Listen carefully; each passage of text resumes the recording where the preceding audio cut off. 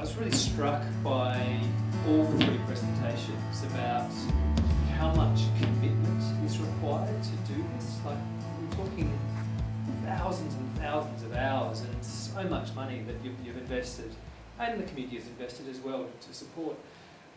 Really keen to get a sense of, is it worth it? I reckon the biggest. Well, I think you can put in as much effort as you want, so I don't think you have to put on as much effort as probably the three of us do, but we're obviously very passionate about conservation and outcomes, and I love living out there. Our nearest neighbour's 15 kilometres away. I get the whole place to myself. I mean, that's what I live for, that's what I really enjoy. But I think if you wanted to just do it as a part-time hobby, you could still achieve a lot. I don't think you have to necessarily throw yourself into it the same way that we do, and there's lots of people around that can help you as well. Don't be disheartened, I guess. Yeah, I was saying to Brad earlier, we do it for a whole stack of reasons. Job satisfaction. We all have other jobs, shall we say, and for me it's been probably the greatest escape from my main job, and I really look forward to it. But we are passionate, converted individuals, but I think everybody should think that they should be able to do something on their patch, you know, however big or small. But there's no doubt that we've spent thousands and thousands of hours, and I won't mention the money that goes with it. You can't do it without time, passion and money. But there are grants available. Don't think that you're not eligible for a grant. It helps having a heritage scrub because you're on their list, basically. But there are people to help you. You're not on your own.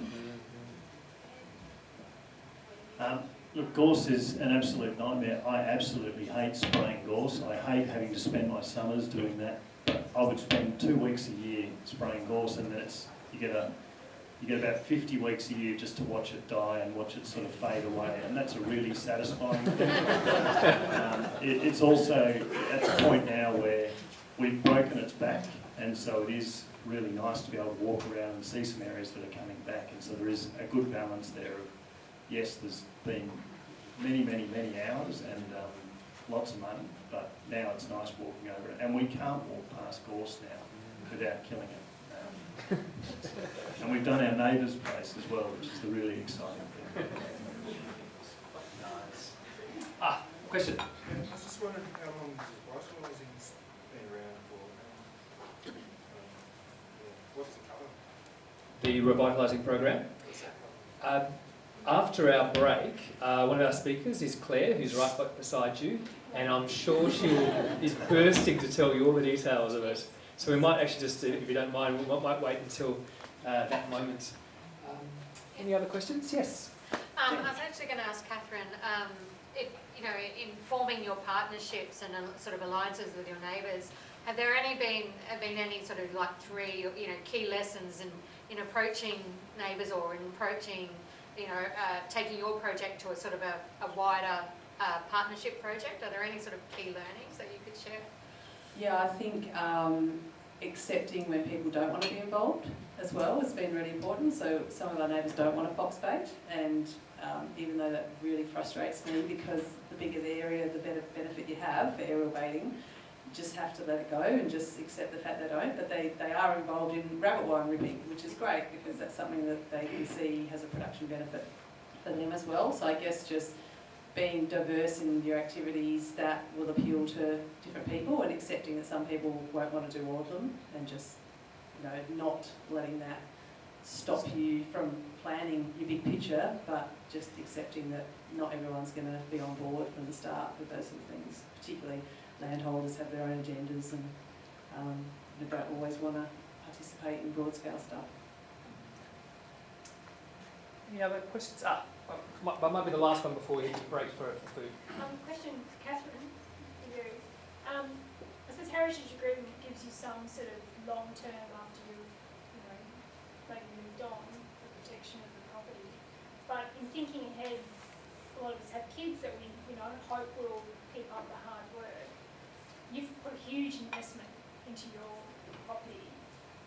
What have you put in place to ensure that future generations or custodians can keep up that same level of protection or effort? Yeah, that's a really good question. So we've actually set up a charitable trust, and we've actually been actively seeking things like SEB, which is significant environmental benefit funding, which is like offset funding. So if a mining company is doing some clearance, they have to offset that. So we're actively pursuing large offset funding to put into that trust so that we can generate income every year. And so far we're up to about 800,000, which sounds like a lot, but when the interest rates are only, 3% at the moment, doesn't generate a lot. But the aim would be to try and get that trust, up to a couple of million so that we can leave it to a board to manage that in the future. I don't want to leave our children with a massive responsibility, because I don't think that's fair on them. So yeah, we're going to set it up to be independent of the family at the end. Thank you. Thank you. Yeah, great question. Because this is a legacy project for all of you. So how you make sure it lasts is critical.